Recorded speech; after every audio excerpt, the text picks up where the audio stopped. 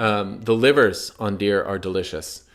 Someone mentioned liver on Instagram here, and I've definitely eaten my share of venison liver, and it's really good. It's different from other livestock because it has not been bled out. So even when you bleed out a pig or a sheep that you have slaughtered in a very controlled way, most of the blood that remains in the carcass is in the viscera. It's in the liver. It's in the guts. And you can kind of tell that a lot of it has left the muscle tissue because the heart has been pumping so much of it out, and that is just amplified with the deer which has not been bled out. So a deer that hasn't, because it hasn't been bled out, you'll notice the liver's like, you touch it and your hands are covered in blood. It's just got a ton of blood in it, and that's not so bad if you're gonna eat the liver right away, which I recommend. The fresher, the better. And this goes for all livers. Liver doesn't taste like liver if you eat it fresh. And liver only gets a bad rap because it is eaten in a thawed state, because it has been previously frozen, or because it's just been hanging out far too long. And that would only be exacerbated with a venison liver, which is just utterly saturated with blood, which is to say it is saturated with highly perishable blood-soluble nutrients. So every bacteria in the cosmos wants to, metabolize and rot the liver. It's like ideal. And so it's very highly perishable. And so if you can cook it fresh, you will actually enjoy it, and you'll avoid spoilage. If you can't get to it right away, and by that I mean like within a couple days, then you'd probably want to soak it in slightly acidulated water, or you could even soak it in milk, and that will pull out some of the blood. Because very soon after slaughter, the blood, blood is not stable. It's constantly changing, especially when it's out of the animal, unprotected, being metabolized by bacteria.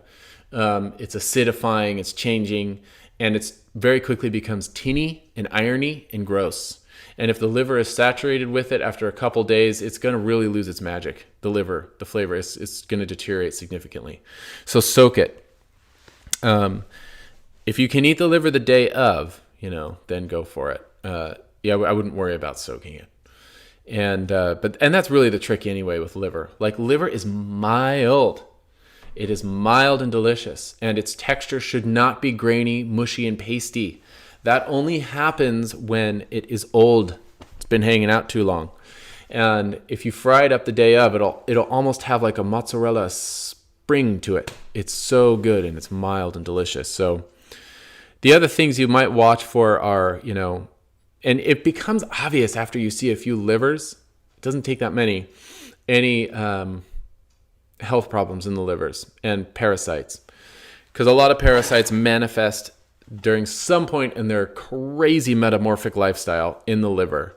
And I've never seen roundworm in venison. I don't know if it's possible for them to host it. I do not know the answer to that question that was not asked, except for by my own curiosity.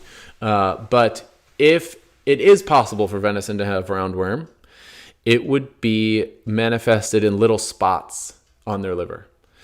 Little white spots. They call them milk spots. And in general, discoloration of the liver is not a good sign. And you want it to be a homogeneous color. You want it to be slaty, homogeneous color. Liver flukes are something that harbor in the duct of the liver. So, when you take the liver, all the guts out, you want to get the gallbladder off the liver, which is that little sac with just neon green liquid, unctuous liquid. You don't want to spill that business, because it also will just immediately penetrate the liver, and it can mess up the flavor pretty quickly, even if you're rapid with the hose, which you don't have in the case of hunting. So you want to peel/cut that off very gingerly. And it is, on that bile, on that gallbladder, the bladder is the end of it. That might be full of bile, or it might be like totally empty. So the gallbladder could look just like a white line, or it could look like a white line that quickly expands to a big green bladder. And I like to remove it by pinching on the duct side, opposite the bladder, closer to where you cut the liver off of its connection to the rest of the offal, to the stomach. And you grip it there, and you pull up, and you get your knife under the duct. And then as you pull up, you tear / pull / cut that whole little thing away until the sac comes off too. The bladder comes off, connected to the duct. And it's that duct, if you look back at it, where flukes would be.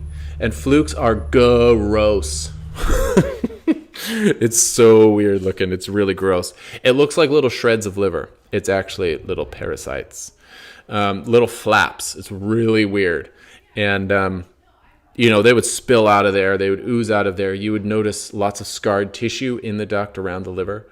I don't know if we have that in the Pacific Northwest. Never seen it in any livestock or any venison, by the way. So that would be to watch out for liver flukes. That's what they look like, and they're nasty. But liver is just amazing in that way, to be sure.